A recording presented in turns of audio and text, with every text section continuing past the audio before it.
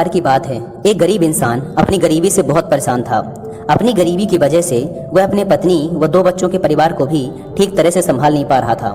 उसके लिए अपने परिवार के लिए 2 टाइम का भोजन जुटा पाना भी मुश्किल हो रहा था। वह अपनी ऐसी जिंदगी से तंग आ चुका था। इस गरीबी और लाचारी ने उसके दिमाग में उथल पुथल मचा दी थी। अपनी इस समस्याओं से बचने के लिए उसने घर छोड़कर भाग जाने का निर्णय लिया और एक रात वह चुपचाप अपना घर परिवार छोड़कर चला गया। उसे यह नहीं पता था कि उसे कहाँ जाना है। वह बस चलता जा रहा था। चलते चलते जब वह एक नदी के किनारे पहुंचा तो उसने देखा कि वहाँ महात्मा बुद्ध अपने शिष्यों के साथ डेरा डाले हुए हैं। यह देखकर उसने निर्णय लिया कि वह सन्यासी बन जाएगा और महात्मा बुद्ध का शिष्य बनकर उनके साथ ही विचरण करेगा। यह निर्णय लेकर वह महात्मा बुद्ध के डेरे में जाता है और उनके चरणों में गिरकर बुद्ध से यह विनती करता है कि वो उसे अपना शिष्य बनाकर अपने साथ रख लें। महात्मा बुद्ध ने उस गरीब इंसान की तरफ ध्यान से देखा और फिर मुस्कुराते हुए बोले, ठीक है, आज से तुम भी मेरे काफिले का हिस्सा हो। अगली सुबह जब महात्मा बुद्ध का काफिला आगे बढ़ा तो वो भी उनके साथ चल पड़ा। गर्मी का मौसम था और तेज धूप भी थी, लेकिन महात्मा बुद्ध का काफिला लगातार बढ़ता जा रहा था। जब वे लोग एक जंगल से गुजर रहे थे तब एक बड़े से पेड़ के नीचे सभी लोग कुछ देर विश्राम करने के लिए रुके। तेज धूप व लंबी यात्रा के कारण महात्मा बुद्ध को बहुत जोरों की प्यास लगी थी। इसलिए महात्मा बुद्ध ने अपने नए शिष्य से कहा, यहाँ पास में ही एक सरोवर है, तुम वहाँ से मेरे लिए पानी ले आओ। महात्मा बुद्ध की आज्ञा पाकर वो गरीब इंसान सरोवर की तरफ पानी लेने चल पड़ा। जब वह सरोवर के पास पहुंचता है तो देखता है कि वहाँ कुछ जंगली जानवर सरोवर के पानी में उछल कूद मचा रहे हैं। उसके सरोवर के पास आते ही सारे जंगली जानवर उससे डरकर वहाँ से भाग गए। उसने देखा कि जानवरों की उछल कूद की वजह से तालाब के नीचे का कीचड़ वो सड़े गले पत्ते ऊपर आ गए हैं और सारा पानी मटमैला व गंदा हो गया है। यह देखकर वह बिना पानी लिए ही चुपचाप वहाँ से वापस लौट जाता है और बुद्ध से जाकर कहता है, बुद्धा, उस सरोवर में तो बहुत ही गंदा पानी था, उसे तो पिया ही नहीं जा सकता। शिष्य की बात सुनकर बुद्ध कुछ देर तक तो शांत रहे, लेकिन थोड़ी ही देर बाद उसे बुलाकर कहा, जाओ उसी सरोवर से पानी ले आओ। महात्मा बुद्ध का यह आदेश सुनकर वह शिष्य पानी लेने तो चल पड़ा, लेकिन अपने मन में यही सोचता जा रहा था कि महात्मा बुद्ध इतने गंदे पानी को पिएंगे कैसे। लेकिन जब वह सरोवर के पास पहुंचता है तो यह देखकर चकित रह जाता है कि सरोवर का पानी एकदम साफ और निर्मल हो चुका है। वह सरोवर का पानी लेकर महात्मा बुद्ध के पास जाता है और उनसे पूछता है कि थोड़ी ही देर में सरोवर का पानी इतना साफ कैसे हो गया। तब भगवान बुद्ध ने उसे समझाते हुए कहा, जब जानवर पानी में उछल कूद मचा रहे थे तब सरोवर का कीचड़ उभर आया था, परंतु कुछ देर शांत रहने पर कीचड़ फिर से नीचे बैठ गया और सरोवर का पानी फिर से साफ और निर्मल हो गया। इसी प्रकार हमारे मन के साथ भी यही होता है। जीवन की भागदौड़, समस्याएं व मन की अशांति हमारे दिमाग में उथल पुथल मचा देती है और तब हम जल्दबाजी में गलत निर्णय ले लेते हैं। परंतु यदि कोई भी निर्णय लेने से पहले हम अपने दिमाग को शांत रखें और धैर्य के साथ बैठकर सोचें तो हमारे मन की वो उथल पुथल भी पानी के उस कीचड़ की तरह शांत हो जाती है और तब हम जो भी निर्णय लेते हैं वो हमेशा ही सही होता है। इसलिए बुरे समय में इंसान को कभी भी धीरज नहीं खोना चाहिए। महात्मा बुद्ध की यह बात उस इंसान को समझ में आ गई और जब वह शांति से बैठकर अपने द्वारा लिए गए निर्णय के बारे में सोचता है तो उसे एहसास होता है कि उसने घर छोड़कर गलत किया था। उसकी अनुपस्थिति में उसकी पत्नी व दोनों छोटे छोटे बच्चों को और भी बड़ी समस्याओं का सामना करना पड़ेगा। उसे अपने पति व पिता होने का दायित्व निभाना ही पड़ेगा। इसीलिए वो महात्मा बुद्ध से आज्ञा लेकर अपने घर वापस चला जाता है। दोस्तों, इस कहानी से हमने सीखा कि हमें कभी भी अपने निर्णय अशांत दिमाग व जल्दबाजी में नहीं लेना चाहिए, बल्कि दिमाग को शांत रखते हुए वो भविष्य के बारे में सोचकर। बौद्ध भिक्षुक और उनका शिष्य एक जंगल में कुटिया बनाकर रहा करते थे। बौद्ध भिक्षुक अब बूढ़े हो चुके थे और उनका शिष्य अभी जवान था। बूढ़े बौद्ध भिक्षुक एक बहुत ही बड़े ध्यानी व्यक्ति थे। जब वे ध्यान करने बैठते तो 2-2 दिनों तक ध्यान ही करते रहते। उन बूढ़े बौद्ध भिक्षुक के पास एक बहुत ही अनोखी शक्ति थी कि वो ध्यान की अवस्था में भविष्य को भी देख सकते थे। एक दिन जब वो ध्यान कर रहे थे तो उन्होंने देखा कि आज से 8वें दिन उनके उस युवा शिष्य की मृत्यु हो जाएगी। उन्होंने अपने शिष्य को अपने पास बुलाकर कहा, मैं तुम्हें अगले 7 दिनों की छुट्टी देता हूँ, तुम इन 7 दिनों के लिए अपने घर रहकर आ सकते हो। शिष्य ने खुशी से कहा, क्या यह सच है गुरुवर? गुरु ने कहा, हाँ, मेरा पिछले कई दिनों से अपने घर वालों से मिलने का मन भी कर रहा था। शिष्य ने मुस्कुराते हुए कहा। गुरु ने कहा, ठीक है, तो अब तुम जा सकते हो, लेकिन याद रहे 8वें दिन की शाम होने तक तुम्हें यहाँ वापस पहुँचना है। शिष्य ने हाँ में सर हिलाते हुए कहा, ठीक है गुरुवर, मैं पहुँच जाऊँगा, लेकिन आप अपना ख्याल रखिएगा।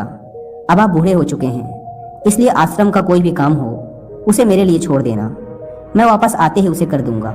इसके बाद शिष्य गुरु का आशीर्वाद लेकर पहाड़ी से नीचे उतर गया, बिना यह देखे कि गुरु की आंखों में अपने शिष्य को खोने का दर्द था। शिष्य के गांव के रास्ते पर एक नदी पड़ती थी। उस नदी के किनारे चींटियों का एक हिल था, जहां लाखों चींटियां थी। उनमें से कुछ चींटियां लगातार हिल के अंदर जा रही थी और कुछ बाहर आ रही थी, जिसमें से कुछ चींटियां एक दूसरे से टकरा जाती और फिर अपना रास्ता बदल लेती। यह सब देख उस शिष्य को बड़ा आनंद आ रहा था। वह कुछ देर तक वहीं खड़ा होकर उन चींटियों को देखता रहा। फिर अचानक उसका ध्यान नदी की तरफ गया। उसने देखा कि नदी का पानी धीरे धीरे बढ़ रहा है, जिससे उठने वाली लहरें चींटियों के हिल के पास तक पहुंच सकती हैं, जिसके वजह से ये लाखों चींटियां बेवजह मारी जाएंगी। यह सोच उसने तुरंत ही अपने ऊपर के कपड़े उतारे और उसमें मिट्टी भरकर चींटियों के हिल के चारों तरफ एक घेरा सा बना दिया। साथ ही उसने बड़े ही कलात्मक तरीके से मिट्टी को काट कर एक छोटी सी नाली बना दी, ताकि लहरों से आने वाला पानी नाली के माध्यम से वापस नदी में चला जाए। इसके बाद वह नदी पार कर अपने घर चला गया। घर पहुंचने के बाद उसके 8 दिन कब बीत गए उसे पता ही नहीं चला। 8वें दिन उसे याद आया कि आज शाम तक तो गुरु ने आश्रम में वापस लौटने का आदेश दिया था। उसने उस रात ही अगली सुबह आश्रम के लिए निकलने हेतु सारी तैयारी कर ली थी। सुबह होते ही वह आश्रम के लिए निकल पड़ा। उसे उम्मीद थी कि वो शाम होने से पहले आश्रम वापस पहुंच जाएगा। शाम हो चुकी थी। यहाँ गुरु आश्रम में बैठे बैठे यह सोच रहे थे कि आज तो 9वां दिन है। अब तक तो मेरा शिष्य इस दुनिया को छोड़ चुका होगा। वो इस बात से काफी दुखी थे कि वो मरने से पहले आखिरी बार अपने शिष्य को देख ना सके। गुरु बैठे हुए ये सब सोच ही रहे थे कि उन्हें दूर से एक इंसान आता हुआ दिखाई दिया। उन्होंने ध्यान से देखा तो चौंक गए। अरे, ये तो मेरा शिष्य है। गुरु ने दौड़कर शिष्य को गले से लगा लिया। लेकिन वो इस बात से अचंभित भी थे कि 8 दिन बीत जाने के बाद भी अब तक वो शिष्य जिंदा कैसे हैं। गुरु ने शिष्य से कहा कि यहाँ से जाने के बाद तुमने जो कुछ भी किया है मुझे बताओ। तब शिष्य ने चींटियों वाली कहानी गुरु को सुनाई। कहानी सुनते ही गुरु को यह समझते देर न लगी कि शिष्य ने लाखों चींटियों की जान बचाई थी और उसके इसी कर्म का परिणाम है कि शिष्य को एक लंबा और खुशहाली भरा जीवन प्राप्त हुआ है। कहानी सुनने के बाद गुरु के मुंह से अनायास ही निकल गया कि कर्मा लौटकर जरूर आते हैं। शिष्य को गुरु की इस बात का मतलब समझ नहीं आया, लेकिन उसने पूछा भी नहीं और चुपचाप अपने आश्रम के कामों में लग गया। अगर हम अपनी जिंदगी में देखें तो इसे खुशी खुशी जीने का सबसे आसान तरीका है कि हम अच्छे कर्म करते रहें। इस कहानी की तरह यह जरूरी नहीं कि अच्छे कर्म हमारी उम्र को लंबा ही करेंगे, लेकिन इस बात की गारंटी है कि अच्छे कर्म हमारी जिंदगी में आने वाली दुख और परेशानियों को कम जरूर कर देंगे। कर्मों का एक बहुत ही साधारण सा सिद्धांत है कि हम जो कुछ भी करते हैं उसका कई गुना लौटकर हमारे पास ही आता है। फिर चाहे वो अच्छे कर्म हो या बुरे, दोनों ही कई गुना होकर हमारे पास आते हैं। अच्छे कर्म करने के लिए ये जरूरी नहीं कि हमारे पास पैसा ही होना चाहिए, और ना ही सिर्फ किसी की जान बचाना ही अच्छा कर्म कहलाता है। किसी असहाय की छोटी सी मदद करना भी अच्छा कर्म है। किसी डीमोटिवेटेड इंसान को मोटिवेट करना भी अच्छा कर्म है। किसी दुख भरे इंसान को संतावना देना भी अच्छा कर्म है।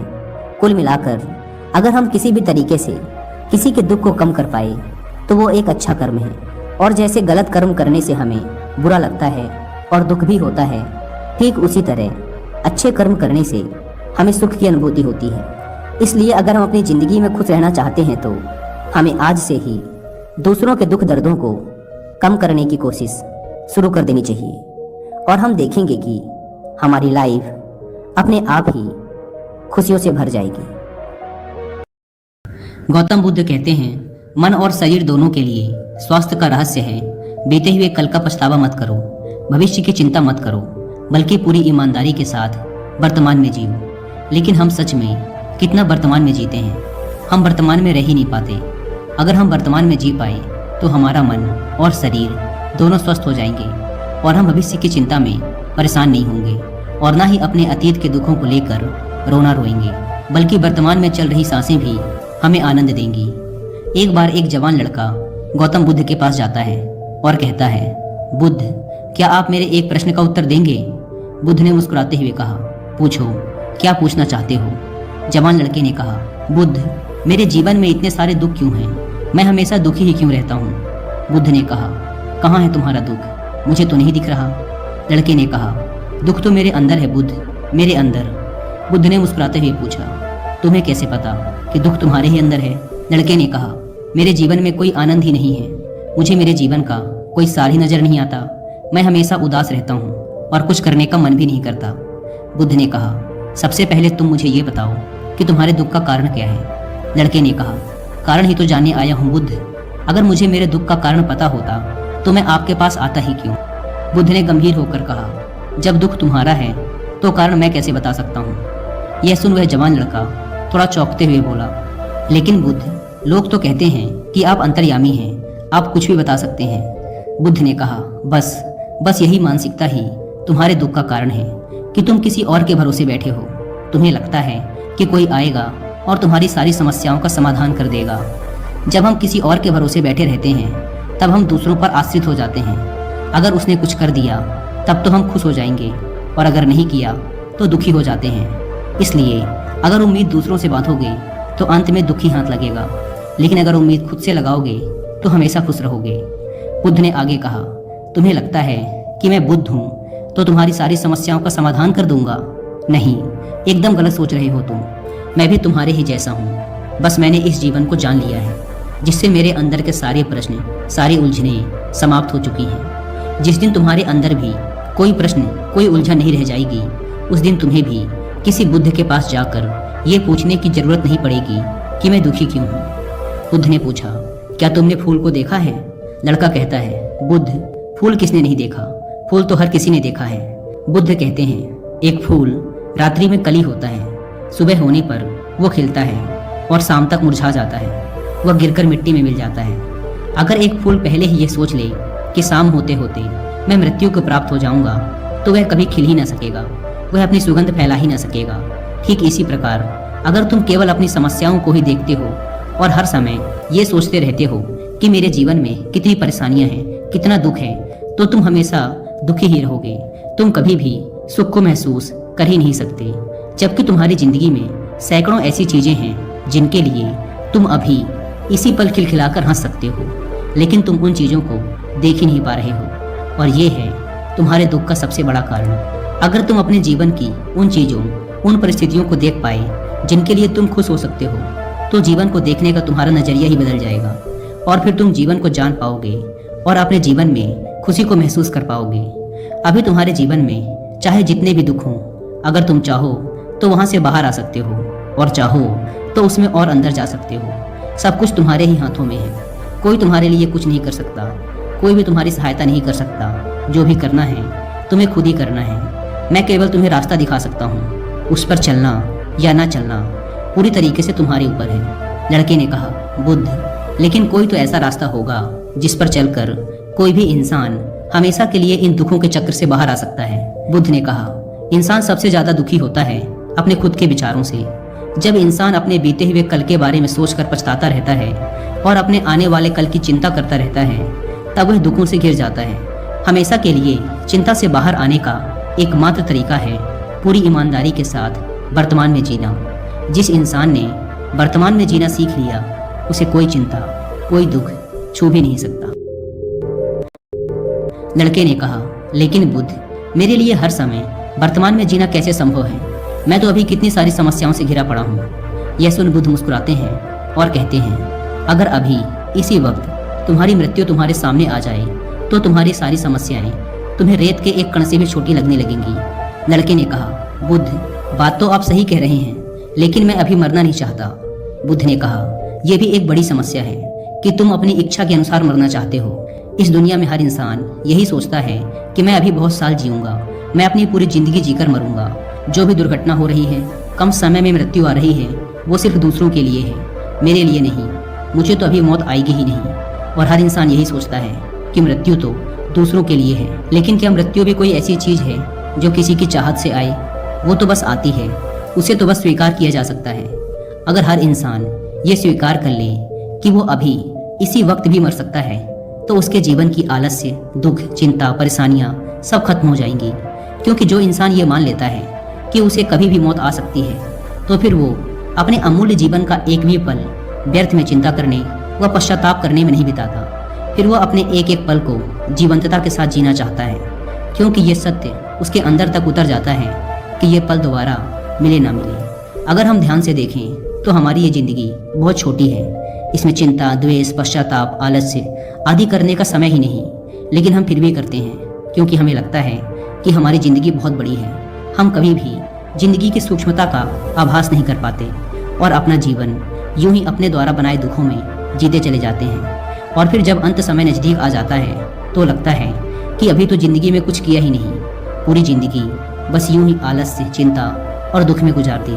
और ऐसा पश्चाताप करने वाले ये वही लोग होते हैं जो पहले सोचते थे कि हमारा जीवन बहुत लंबा है। इसलिए अगर तुम ये समझ पाए कि मृत्यु निश्चित है और ये कभी भी आ सकती है और जीवन में सुख दुख तो आते जाते रहते हैं, तो तुम इस जीवन को बड़ी स्थिरता के साथ जी सकोगे।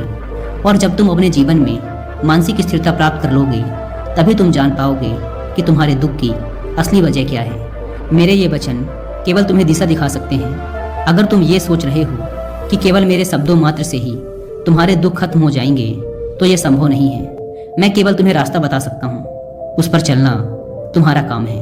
हम भी अपनी ज़िंदगी में एक बहुत बड़ी गलती ये करते हैं कि हम जानते बहुत कुछ हैं, समझते बहुत कुछ हैं, लेकिन उस ज्ञान को अपनी ज़िंदगी में उतार नहीं पाते।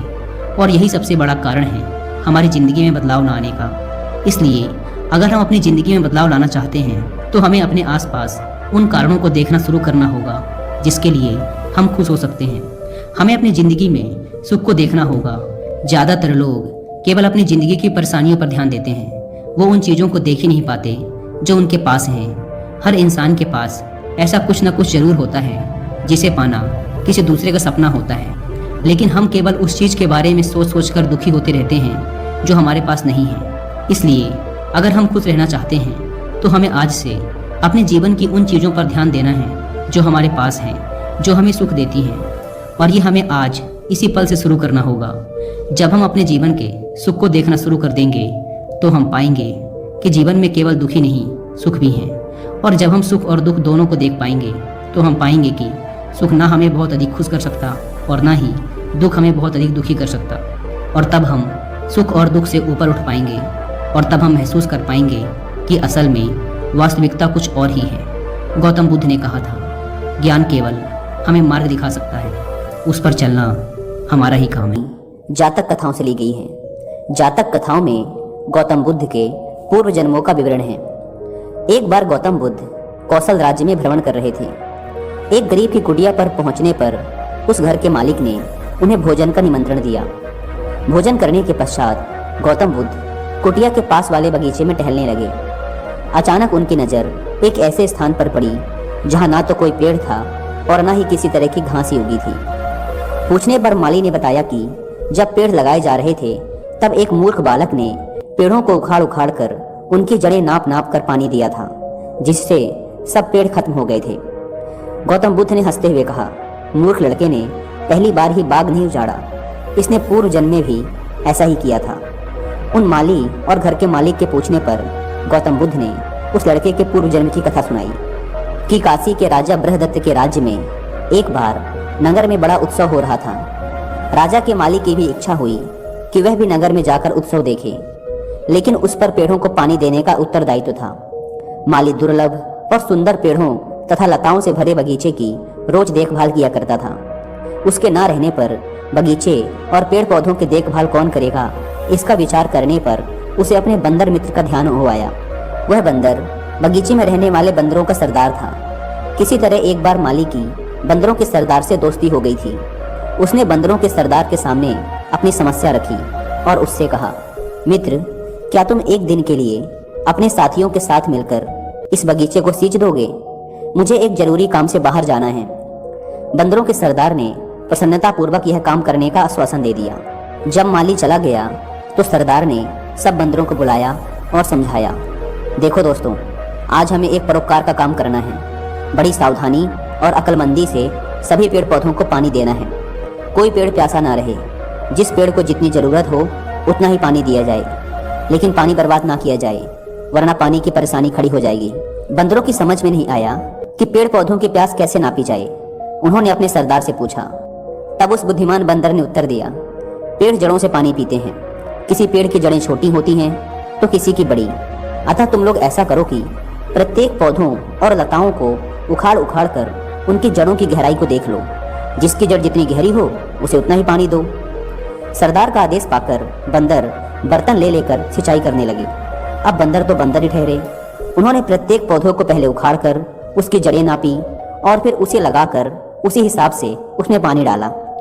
जल्द ही उन्होंने सारे छोटे छोटे पेड़ पौधों और लताएं उखाड़ डाली। इस मेहनत के काम में बंदर भी बिल्कुल थक चुके थे, पर उन्हें इस बात का संतोष था कि आज उन्होंने एक बहुत अच्छा काम किया था। दूसरे दिन जब माली लौटकर आया और सारे बगीचे का विनाश देखा तो सिर पीटकर गहरी सांस छोड़ते हुए कहा कि किसी ने सच ही कहा है, मूर्ख दोस्त से समझदार दुश्मन ज्यादा अच्छा। अकुशल और मूर्ख का उपकार भरा काम भी दुखी देता है।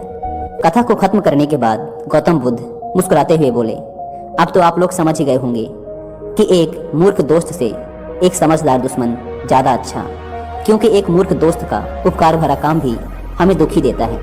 गौतम बुद्ध ने आगे कहा, इस संसार रूपी बगीचे को भी एक अच्छा जीवन जीने लायक स्थान बनाने के लिए अनगढ़ और मूर्ख व्यक्तियों की नहीं बल्कि